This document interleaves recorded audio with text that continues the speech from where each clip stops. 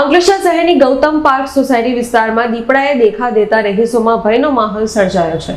સોસાયટીમાં પણ રાત્રિના સમયે દીપડો આંટાફેરા મારતો જોતા રહીશોએ વન વિભાગને જાણ કરતા વન વિભાગ દ્વારા પાંજરું ગોઠવવામાં આવ્યું છે। અંકલેશ્વરના ગ્રામ્ય વિસ્તારમાં દીપડા દેખા દેતા હોય છે અને કેટલાક દીપડા પાંજરે પુરાયા છે, ત્યારે હવે દીપડા શિકારની શોધમાં શહેર સુધી પહોંચી ગયા છે। અંકલેશ્વર શહેરની ગૌતમ પાર્ક સોસાયટી વિસ્તારમાં દીપડાએ દેખા દીધી છે।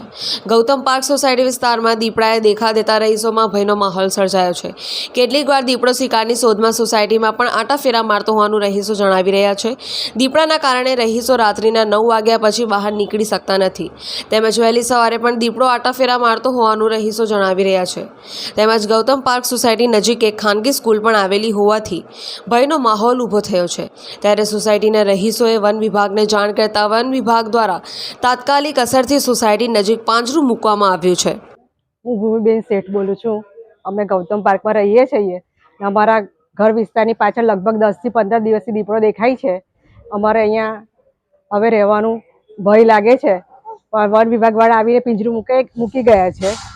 એમને અપીલ છે કે જલ્દી કાર્યવાહી કરે। આજે પણ સવારે દેખાયો હતો? હા, આજે સવારે અમારા સોસાયટીમાં એક સદસ્ય છે તેણે જોયો હતો।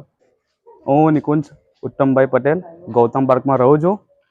છેલ્લા 10 થી 15 દિવસથી દીપડો આંટા મારે છે અને વન વિભાગમાં જાણ કરેલી છે, એમણે પાંજરું મૂક્યું છે, પણ એનાથી લગભગ કંઈક ફરક પડે એવું લાગતું નથી, કેમ કે હવે તો સોસાયટીમાં પણ આંટા મારતા દેખાયો છે 1-2 વ્યક્તિને, અને 9 વાગ્યા પછી લગભગ રાતે કોઈથી બહાર નીકળાતું નથી, કેમ કે શું છે કે 9:30 વાગે લોકો જોયો છે અને વહેલી સવારે બી જોયો છે।